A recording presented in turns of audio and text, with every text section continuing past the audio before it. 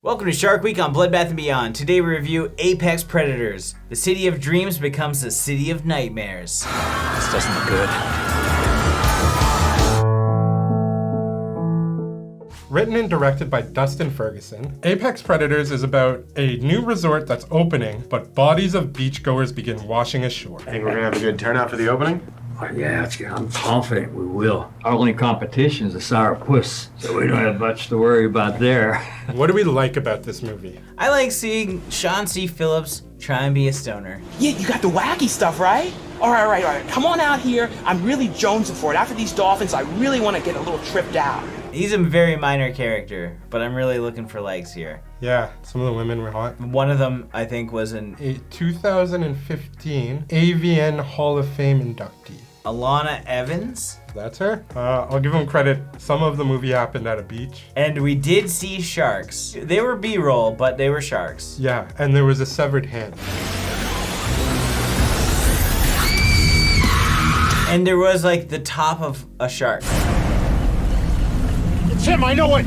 Honestly, that's as much as we can give this. We've squeezed this lemon too much. What didn't we like about this movie? For starters, 90% of it is probably B-roll. If not like bought stock footage, the rest is just like a camera guy shooting something. A lot of this movie seems like it was like just shot from like a voyeuristic angle. Like there's a lot of beach shots where it's very clear the people on the beach have no idea they're now in a movie. Yes, it's a public location. At some point you need to say, maybe we shouldn't have all of these people in the film. And it looked like they were doing it from pretty far away with a bad zoom. So you think it was the same shark, or do you think it could be like a different shark, or maybe a shark's working in teams, you know, like a whole squad of sharks, crazy killer sharks? You would think the bare minimum for a shark movie, which has changed over the years. At first it was like sharks killing people, which this movie doesn't really have because it's just people who go into the water and then fall down. And some of them probably weren't even the actors. Yeah. It was just like, I happened to catch a guy and he just fell over. Shark kill. Now the new bare minimum, because according to what Jay has said, is that some shark movies don't even have sharks in it. Yeah, this did have sharks in it, so that's fine. But it was B-roll. I think I can't stress the B-roll enough. At least 15 to 20 minutes of this hour and 10-minute movie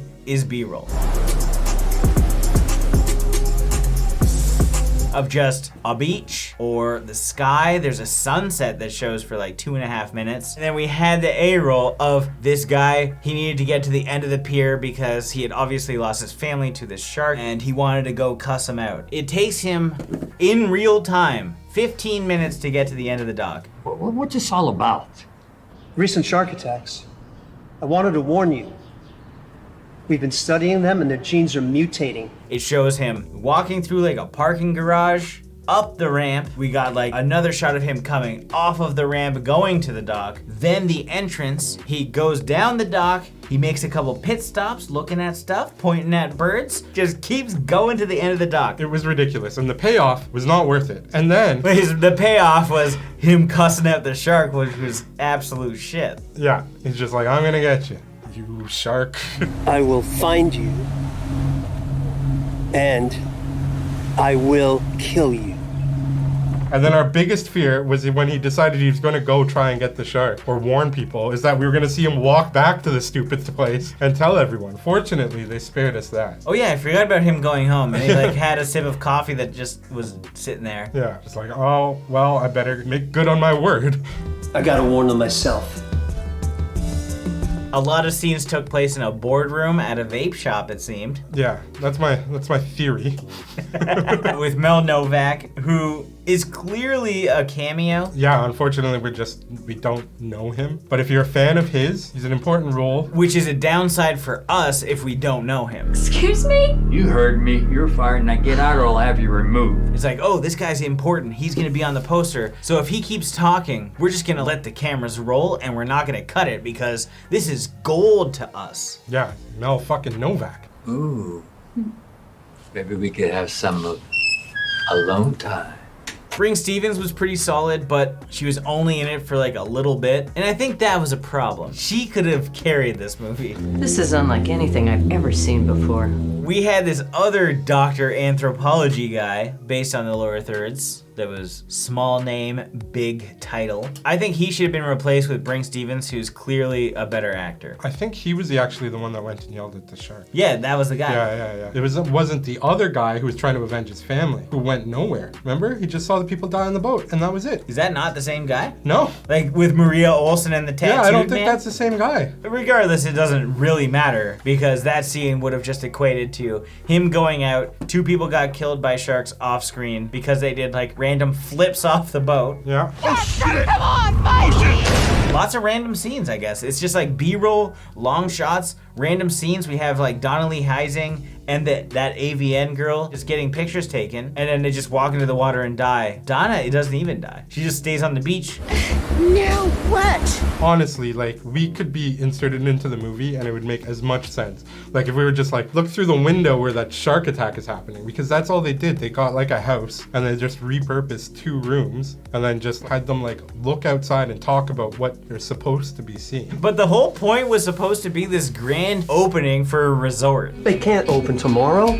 They could put a lot of lives in danger. There's no resorts in this movie. There's literally a boardroom and then like the living room of somebody's house. There's supposed to be free shrimp. Where the fuck's the free shrimp? And they're gonna serve the all-you-can-eat shrimp with the wine at 6. Free, unlimited popcorn shrimp. For guys like us, that's like, yay. This movie overpromised and underdelivered. The poster looks great, as all shark movies. Like, all the posters look really good. I think this was better than some other shark movies. That's fucked to me. Thinking that this movie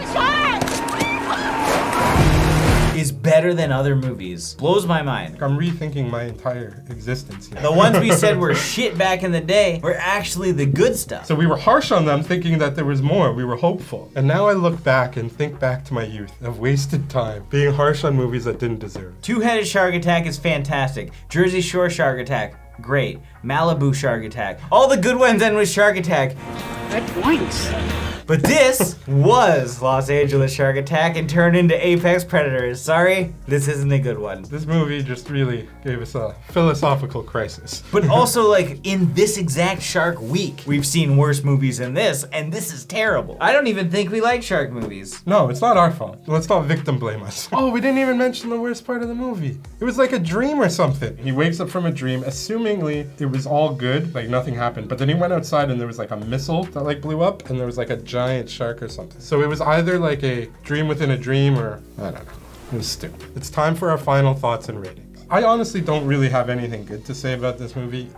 I don't think it's worth a watch. Not to be harsh, I'm sure there was some grand visions behind it, but like started off with like, is it a shark or is it not a shark? Is it a serial killer? Then they added in some sort of weird like evolution plot where they're like evolving to be man-eaters. Right, which had nothing to do with the movie. Yeah. Like, the sharks are just regular sharks. Yeah, just a little more hungry. Like, the longer this review goes, that's like me. It's not like he's evolving. If anything, if you flip book J through the years, it's the opposite. Come on, dude. It's true, though. It's hard to even see what they were going for in this movie. The acting wasn't good. There was no shark kills. The music was weird. Hey, shout out to City Gang. City Gang or Boys? And let's get lit with a brand new track from the City Bros.